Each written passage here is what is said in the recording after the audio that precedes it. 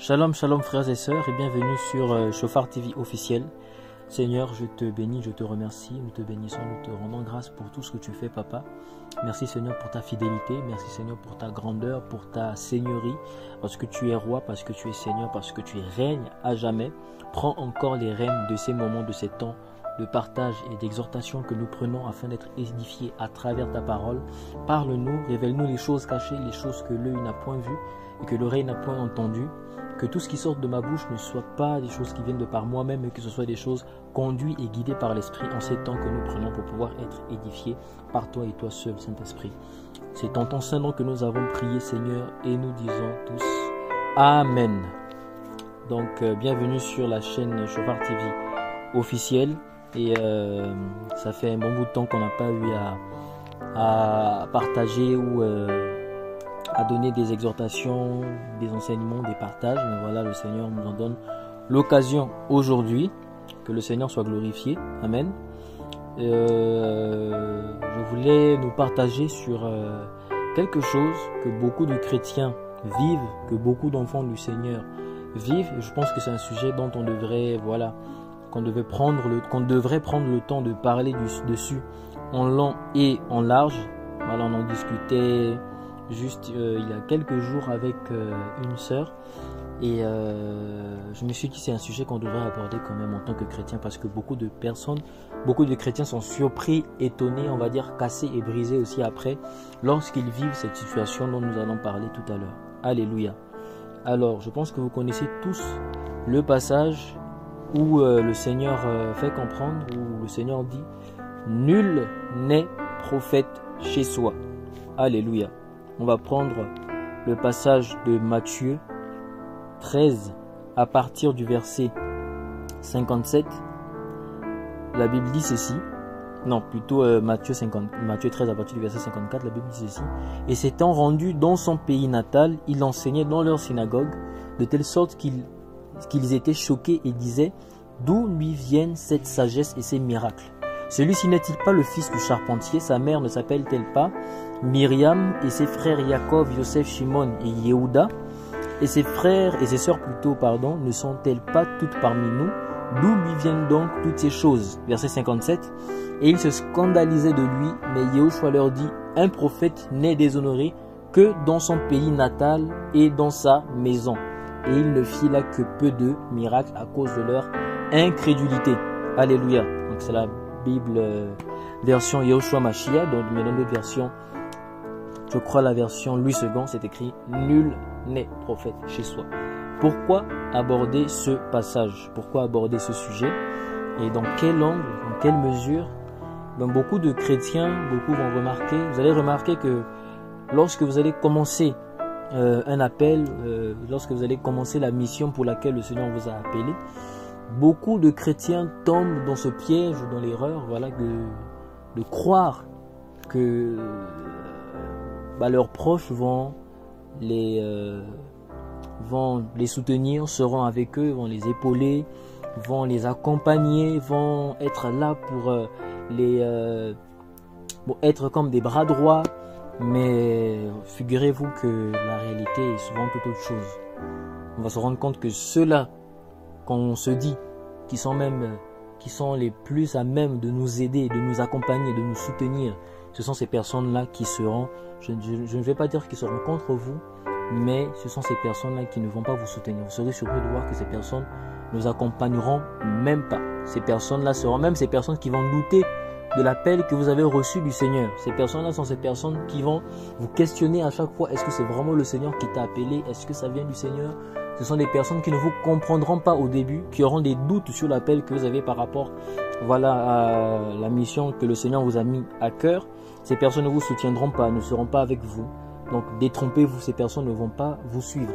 Ces personnes viendront même vous dire que ne sont pas convaincus de ce que le Seigneur a mis en toi, ou de ce que tu veux faire, ou de la vision que tu as reçue.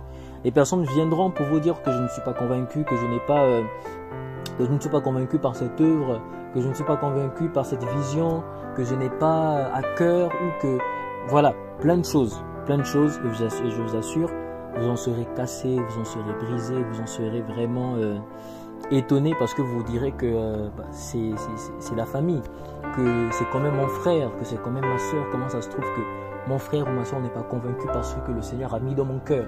Comment ça se trouve que les personnes qui sont celles-là qui devraient me soutenir ne me soutiennent pas? Mais ceux qui me soutiennent, ce sont des personnes qui sont ailleurs, ce sont des personnes extérieures. Et du coup, on se retrouve blessé, on se retrouve accablé, s'il faut dire ça comme ça, on se retrouve brisé.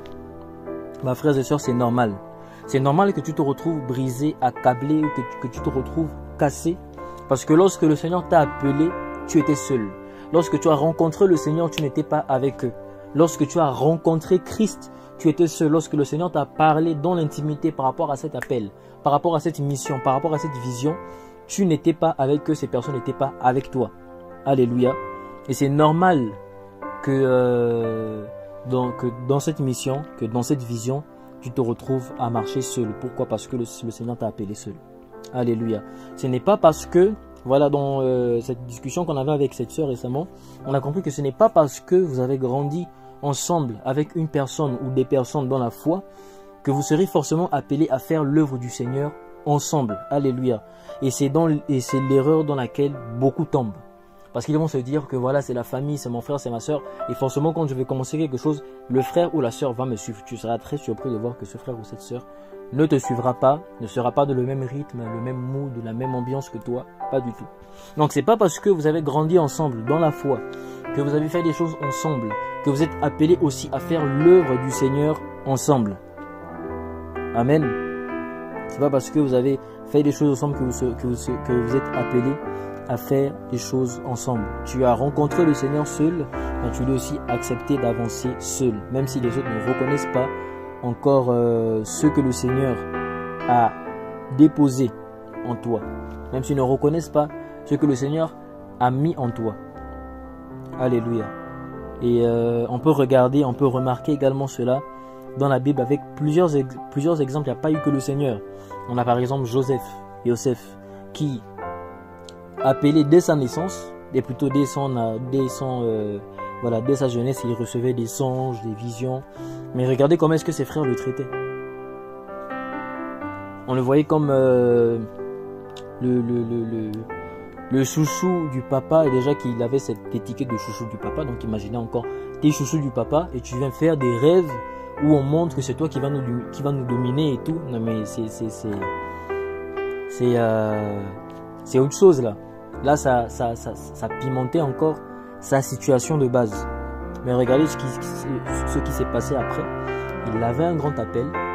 Ceux qui étaient avec lui ne croyaient pas déjà en ses rêves, en sa vision.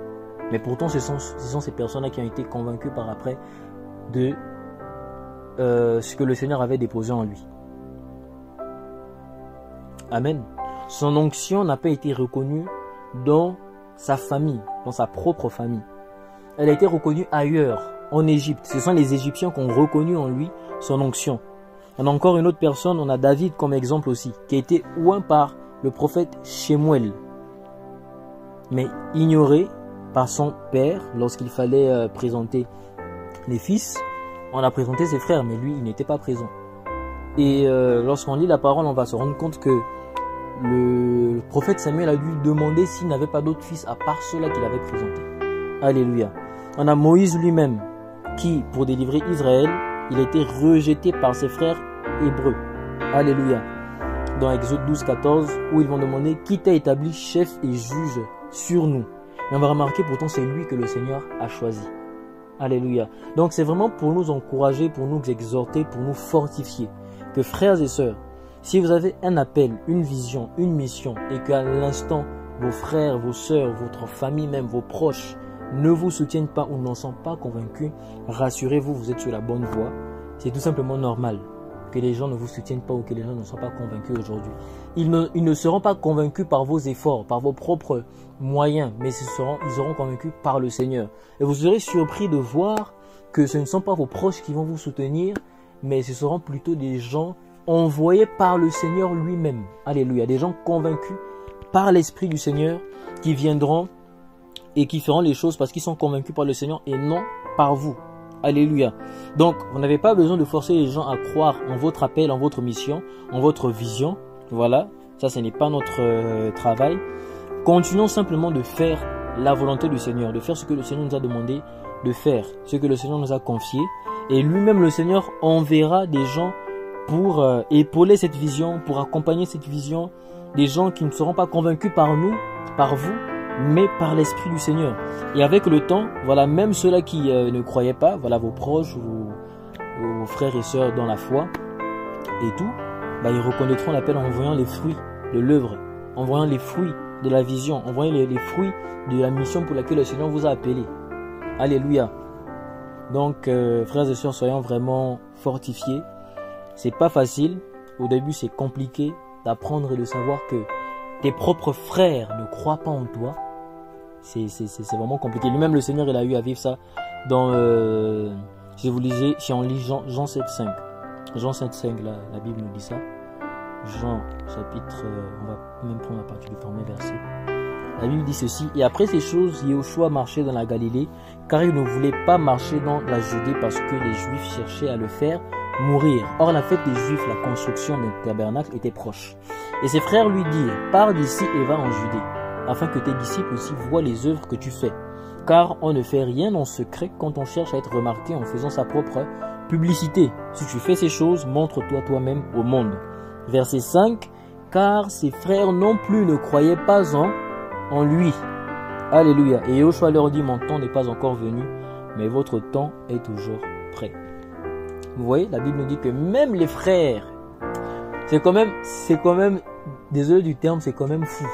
C'est quand même dingue de voir que lui-même, le Seigneur Jésus, qui avait des demi-frères, parce que voilà, c'est le Seigneur qui s'est manifesté, ses propres frères, on va dire de sang, ne croyaient pas en lui. Mais qui sont ceux qui croient au Seigneur? C'est nous, les gens de nation. Israël a rejeté Yeshua HaMashiach comme Messie. Mais qui sont ceux qui ont cru au Seigneur? C'est nous, les gens de nation. C'est nous qui croyons que Yeshua est le Messie. Même jusqu'à présent, les Israélites ne reconnaissent pas Yeshua comme le Mashiach. Ils ne reconnaissent pas Yeshua comme le Messie, frères et sœurs. Et vous vous étonnez que lorsque vous commencez une mission, des gens autour de vous, vos proches, n'acceptent pas ou ne sont pas convaincus, ou viennent vous dire qu'ils ne sont pas convaincus de ça, ou bien vous disent que votre mission ne va pas faire, votre vision ne va pas faire long feu. Alléluia. Donc, ne soyez pas surpris. Des gens viendront vous voir et vous diront: non, on n'est pas convaincu de ça. Des gens même de votre propre assemblée, soyez-en sûrs, ne pourront même pas vous soutenir dans la vision que vous pourriez présenter, dans la vision à laquelle le Seigneur vous a appelé.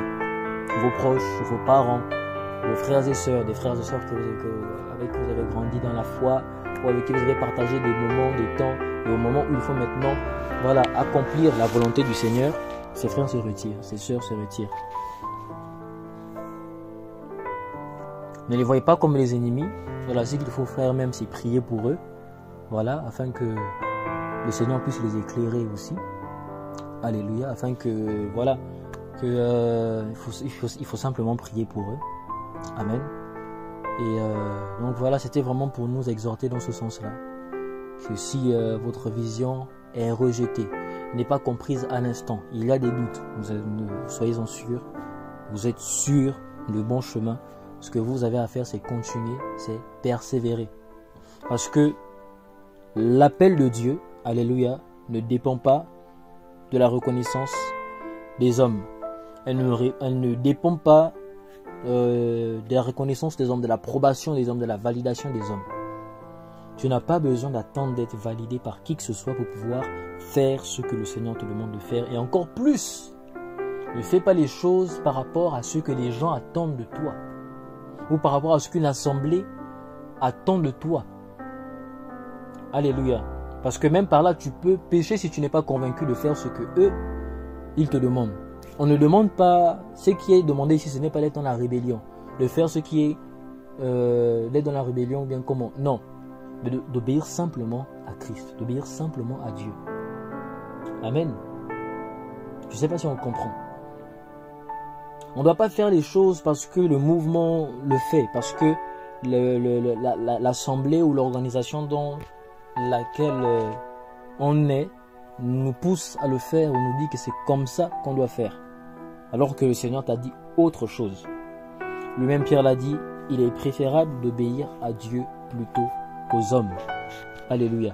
Il y a certaines choses qu'on peut faire, on peut se dire que ça vient du Seigneur, alors que non, ça ne vient pas du Seigneur, c'est les hommes. Ou c'est le système qu'on a établi, la manière de fonctionner qu'on a établi dans une organisation, dans une assemblée. Et on en vient même à se poser la question si nous sommes attachés au Seigneur ou si nous sommes attachés à nos assemblées. Alléluia. C'est vraiment une question qu'on doit se poser. À qui sommes-nous attachés?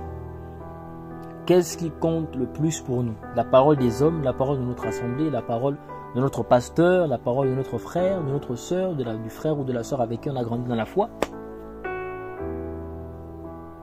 Ou la parole de Dieu? Amen. Donc, soyons vraiment encouragés, Et j'étais là, je parlais avec cette sœur, et je me disais pourquoi lorsqu'on commence une œuvre, ceux et celles qu'on se dit qui sont censés nous soutenir ne nous soutiennent pas. Ceux et celles qui sont censés nous accompagner ne nous accompagnent pas. Ceux et celles avec qui vous avez grandi dans la foi, avec qui vous avez persévéré dans la foi, ne sont pas avec vous. Et la sœur me répond, mais c'est pas parce que... En fait, je pense que c'est vraiment le Seigneur, voilà, vous savez. C'est vraiment le Seigneur et je voulais partager cela avec nous. Voilà, que c'est pas parce que tu as grandi avec un frère, une sœur, que vous serez forcément appelé à faire l'œuvre du Seigneur ensemble. C'est pas parce que ce sont des frères ou des sœurs de ton assemblée que ils vont forcément t'accompagner dans l'œuvre pour laquelle le Seigneur t'a appelé. Et je vous assure, vous serez surpris de voir que vous serez seul, vraiment seul dans ce que le Seigneur vous a, dans votre appel. Mais ne vous inquiétez pas, des gens touchés par le Seigneur viendront, nous accompagneront. Des gens touchés par le Seigneur, par l'Esprit Saint viendront et vous accompagneront. Vous n'aurez pas besoin de les convaincre pour qu'ils puissent, voilà, non. Eux-mêmes viendront convaincus par le Seigneur, convaincus par le Saint-Esprit. Et ils vont vous accompagner simplement parce que c'est le Seigneur lui-même qui est là et qui soutient son œuvre. Amen. Donc ne cherchons pas la validation des hommes. Ne perdons pas notre énergie à vouloir convaincre les proches.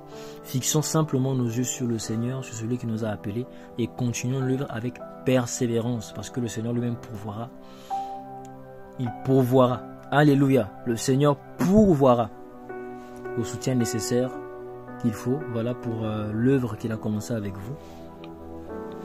Donc n'oublions pas cela, l'appel est personnel, la mission est divine. Nous tous nous avons une mission. Chacun a une mission en venant ici sur cette terre et tout le monde n'est pas appelé à faire la même mission. Alléluia, on doit comprendre cela. Donc ne nous arrêtons pas au dire des gens, au regard, au doute, au silence des proches. On doit avancer de la même manière que nous avons accepté le Seigneur seul, que nous sommes nés seuls, on va mourir seul aussi. Amen. On doit accepter cette vérité. Donc, demeurons fidèles au Seigneur, demeurons fidèles à son appel, demeurons fidèles à ce qu'il nous a demandé de faire. Prêtons plus, soyons plus attentifs à l'oreille du Seigneur, à la parole du Seigneur plutôt qu'à la parole des hommes. Soyons plus attentifs à la parole de Dieu plutôt qu'à la parole des hommes. Sinon, on va se faire du mal pour rien, on sera blessé pour rien, on sera brisé pour rien, à force d'attendre à ce que les gens puissent accepter, à ce que les gens puissent valider, à ce que un ancien ou bien un aîné ou bien telle personne. Non, le plus important, c'est le regard du Seigneur. Ne nous attardons pas au regard des hommes. Qui cherchons-nous à impressionner? Si dans ta marche avec le Seigneur, tu cherches à impressionner une personne, sache que tu n'es plus dans le bon chemin là. Sache que vraiment tu t'es dérouté de l'objectif principal. C'est de plaire au Seigneur. C'est de faire ce que le Seigneur nous a commandé, de faire ce que le Seigneur nous a ordonné. Alléluia. Donc c'est pas pour de rien que le Seigneur a dit cela. Nul prophète n'est prophète chez soi. Le prophète est déshonoré dans son pays natal et dans sa propre maison. Ne soyez pas surpris que les gens ne croient pas en votre vision, en votre appel. Si le Seigneur t'a demandé, je ne sais pas, de rédiger une Bible, rédige-la. Si le Seigneur, je ne sais pas, t'a demandé d'écrire un livre, rédige ce livre sans attendre l'approbation, la validation de qui que ce soit. Le Seigneur t'a demandé de mettre en place une vision, de mettre en place une organisation, de mettre en place une plateforme, un site web où les gens seront édifiés, une chaîne YouTube, je sais pas, de faire quelque chose qui va avec son œuvre. Mon frère, ma soeur, fais-le. Parce que si tu attends l'approbation des hommes, franchement, tu vas attendre et tu n'auras que des blessures gratuites. Donc, soyons fortifiés, soyons encouragés, soyez encouragés. Si tu as une vision, mon frère, ma soeur, concrétise cette vision. Ne te décourage pas. Ne te décourage pas. Tout chrétien va passer par là, va passer par ce rejet, va passer par cette non-reconnaissance. Tout chrétien va passer par là. Alléluia.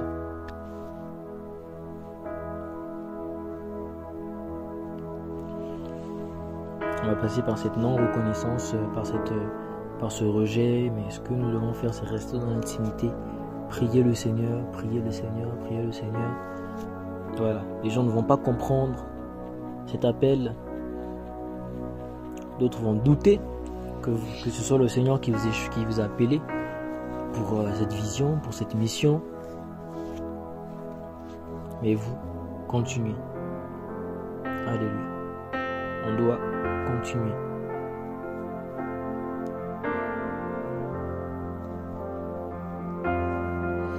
Lui-même, le Seigneur va convaincre les cœurs. Alléluia. Lui-même, le Seigneur va convaincre les cœurs. Ne t'efforce pas à vouloir convaincre les gens pour ce que le Seigneur toi t'a appelé, pour ce que le Seigneur t'a dit. Non. Ne cherche pas à convaincre les gens par rapport à ça. Amen. Voilà. Donc, on s'est toujours dit que non, quand on va commencer l'œuvre du Seigneur, les gens, nos proches vont automatiquement nous soutenir, vont automatiquement nous accompagner, nous épauler, être là avec nous. Mais non. Et vraiment, je souhaite vraiment le dire ici parce qu'il y a des gens qui viendront, alléluia, je pense qu'il faut le souligner. Il y a des gens qui viendront vraiment devant toi, qui te le diront clairement et sèchement, de manière très très sèche. Je ne suis pas convaincu.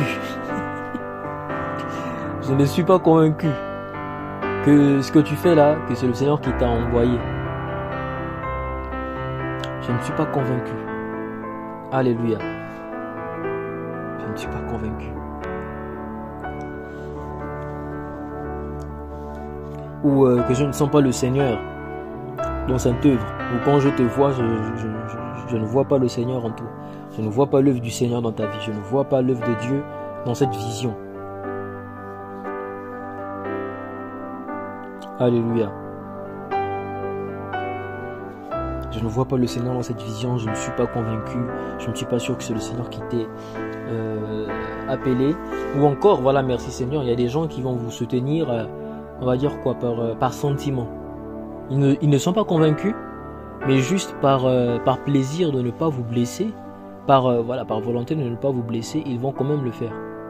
Mais ils ne sont pas convaincus. Et vous allez voir un beau jour, ils vont venir vous voir, ils vont vous dire, bon frère, c'est l'heure pour nous de partir, c'est l'heure de quitter. Bien sûr, on ne veut pas retenir les gens. Amen. Le but, c'est pas de retenir les gens bien comment. Mais il y a de ces personnes qui seront là juste parce que vous êtes frères, parce que vous êtes sœurs en Christ et tout, parce que c'est la même assemblée. Parce que c'est quand même tel frère, c'est quand même le frère bourgeois, c'est quand même la sœur telle, c'est quand même le frère tel. Et donc je ne vais pas abandonner le frère ou bien la sœur, mais il va le faire pas parce qu'il est convaincu par le Seigneur, mais parce que vous avez un certain lien de parenté par rapport à la foi. Ou bien parfois vous êtes aussi proche par rapport au sang aussi. Mais si c'était pas ça, dès le départ, ils ne seront pas avec vous. Donc, il y a de ces personnes-là qui seront honnêtes avec vous dès le départ, qui vont vous dire qu'ils ne sont pas vraiment convaincus. Il y a d'autres de ces personnes-là qui seront là, qui ne sont pas convaincus dès le départ, mais qui, quand même, pour ne pas vous blesser, ils vont être là par hypocrisie. Par hypocrisie, et puis un beau jour, vous allez voir, ils vont quitter la vision. Ils vont se détacher de vous. Ils vont plus vous accompagner. Ils vont se détacher de vous. Alléluia. Il y a plein de cas comme ça. Il y a plein de cas. Donc, vous inquiétez pas, c'est normal en tant que chrétien. C'est normal en tant que chrétien. C'est normal. Donc, il y a plein de cas comme ça qu'on peut citer. Là, c'est, j'essaie un peu de rassembler un peu tous les cas possibles. Mais voilà, ce sont des cas qu'on retrouve et c'est normal.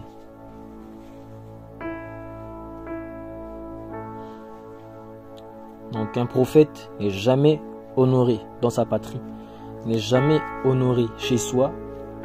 Vous serez surpris de voir que les gens qui vont vous épauler, ce sont des gens qui sont ailleurs, des gens qui viennent de loin, des gens qui n'ont pas grandi avec vous dans la foi, des gens d'autres pays, des gens vraiment lointains, des gens que vous ne connaissez pas, mais ils vont surgir comme ça et vous allez voir qu'ils vont manifester plus de motivation, plus de zèle, plus d'engouement que ceux et celles qui sont proches de vous. Vous en serez même frustrés, vous en serez même, je ne sais pas s'il faut dire offusqué. Non, offusqué n'est pas le terme, mais vous en serez très frustré. Et tout ça là, le Seigneur, il a eu à vivre ça. Il a eu à vivre ça. Soyez encouragés. Il y a beaucoup à dire sur ce sujet. Mais voilà. Nul n'est prophète chez soi. Alléluia. Donc, voilà, c'est tout ce que j'avais à nous partager. Soyons tous bénis, soyons tous encouragés, soyons tous fortifiés. Papa, je te remercie, je te bénis pour tout ce que tu fais, Père. Seigneur, encourage un fils et une fille du royaume qui écoutera ce message. Que cette personne soit encouragée et ne soit pas découragée par son entourage, parce que son entourage dit d'elle ou de lui, mais que ses frères ou ses sœurs qui écouteront ce message soient fortifiés. Lorsqu'ils écouteront ce message, qu'ils soient fortifiés et qu'ils comprennent que c'est simplement normal d'être rejeté lorsqu'on reçoit une vision, de ne pas être soutenu de prime abord par nos proches, par ceux avec qui on a grandi dans la foi, que c'est tout à fait normal parce que lorsque tu nous as appelés, nous étions seuls, ils n'étaient pas avec nous et que nous devons également accepter d'avancer dans la mission à laquelle tu nous as appelés, seuls et rien que pour ta gloire. Nous ne voulons pas plaire aux hommes, mais nous voulons te plaire à toi et à toi seul, Seigneur Yeshua HaMashiach. Que ce message soit écouté par beaucoup de chrétiens, par beaucoup d'enfants du royaume, et qu'ils aient des yeux ouverts sur ce sujet. Alléluia. Que toute la gloire te soit rendue au nom de Yeshua HaMashiach. Que nous prions tous et nous disons Amen. Gloire au Seigneur, gloire au Seigneur. Que la gloire revienne à Jésus. Et j'espère que ce message vous a encouragé, vous a fortifié. Si vous êtes nouveau, n'hésitez pas à vous abonner à la chaîne pour ne pas manquer d'autres exhortations, d'autres partages comme celui-ci, l'autre temps de partage. Soyez fortifiés. Et on se dit à bientôt par la grâce de Yeshua HaMashiach. Shalom, paix et grâce.